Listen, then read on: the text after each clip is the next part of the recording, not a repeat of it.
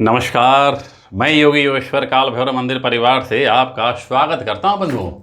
आत्मीय बंधुओं, आज आपके विषय बीच काशी के को लेकर जो लोगों के मन में जो जिज्ञासा है, आज मैं उस विषय पर अपने विचारों को रखने आया हूं। देखिए, पूरे भारत में ही नहीं, पूरे विश्व में काशी जैसी त्रैलोक्य नगरी प्यारी और सनातन धर्म की राजधानी काशी का इतना महत्व क्यों है, आज इस विषय पर मैं आपको अपने अनुभवों को बताने जा रहा हूँ। और काशी की महत्ता के विषय में जो भी यथाचित हमारे पास सूक्ष्म ज्ञान है, मैं आपको वह बताना चाह रहा हूँ। काशी में पंचकोशी यात्रा का बड़ा ही महत्व है। पंचकोशी यात्रा हर सनातन धर्म के अनुयायियों का यह दायित्व बनता है कि वह इस यात्रा को अवश्य करें। और पंचकोशी यात्रा कैसे करें, कब करें, यात्रा के क्या नियम हैं और यात्रा के पड़ाव में कहाँ कहाँ हमें रुकना है, यह सब मैं आपको बताने का प्रयास करूँगा।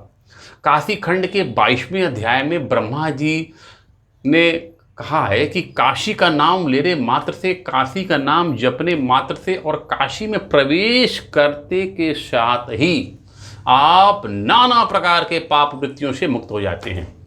और तो और इसे यहाँ भी कहा गया है कि गंगा का उद्गम तो हिमालय से हुआ है और काशी में गंगा जल का गंगा पान करने से जो माँ के दूध के समान आपको लाभ मिलता है। तो ये अद्भुत शक्ति गंगा जल में है और सारे विश्व के पापों का शमन यदि कर सकता है तो मात्र काशी होता है। इसीलिए काशी को, काशी के, और एक बात और ध्यान देने की बात होगी, आप अन्यत्र करके पाप काशी में तो अपने पापों से मुक्ति पा सकते हैं, मगर याद रहे यदि आपने काशी में आकर फिर पाप किया तो आपके पापों का कभी भी कोई शमन नहीं होता। इसलिए यदि आपने कभी ज्ञात अज्ञात कोई पाप कर लिया है तो आप काशी में आकर, काशी में दर्शन करके, अर्चन करके, गंगा स्नान करके अपने पापों की मुक्ति कीजिए। मगर वहीं एक और अध्याय में एक आता है, यदि काशीवासी भी ज्ञात रूप से, अज्ञात रूप से या किसी परिस्थितिवश अगर पाप कर्म कर लेते हैं तो वे इस पाप से कैसे मुक्त हों। इसके लिए पंचकोशी यात्रा का विधान है। पंचकोशी यात्रा 75 किलोमीटर में फैली हुई एक यात्रा है। इसी विचार से इस यात्रा को काशीवासी करते हैं और देश विदेश से सनातन धर्म के अनुयायी आकर काशी में पंचकोशी यात्रा को वे किया करते हैं। देखिए, पंचकोशी यात्रा का जो महत्व है ना, यह तो अद्भुत है। इसको बताने बैठेंगे तो वर्षों लग जाएंगे। मगर हाँ, पंचकोशी यात्रा ऐसी मान्यता है कि भगवान शिव खुद काशी की यात्रा नित्य प्रतिनित्य किया करते हैं और अपने साथ ग्रह, भूत, प्रेत, गणों को लेकर किया करते हैं। इस विचार से काशीवासी भी पंचकोशी की यात्रा करते हैं। और 3 पंचकोशी यात्रा के पश्चात जन्म जन्मस्कृतं पापम पंचकोशी यात्रा रूपेण समस्त नष्ट हो जाते हैं।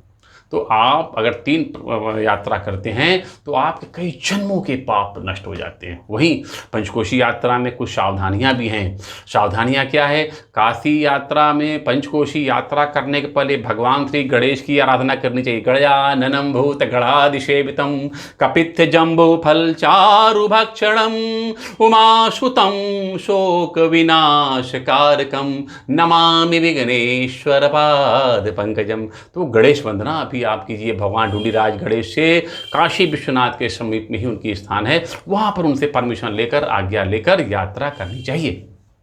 और अधिकांश भक्त यह क्या करते हैं, चैत्र की कृष्ण पक्ष की तृतीया को या चैत्र कृष्ण पक्ष की चतुर्थी को या पंचमी को पंचकोशी की यात्रा वे लोग करते हैं, करना चाहिए। और यह यात्रा 5 दिन की होती है, 1 दिन की, 3 दिन की, 5 दिन की, 7 दिन की भी करते हैं। इसमें 122 स्थान पर देव आराधना करने का विधान है कि 122 स्थानों पे श्रद्धालुगण बने मन योग से आराधना करके ईश्वर का ध्यान करके आगे बढ़ते हैं।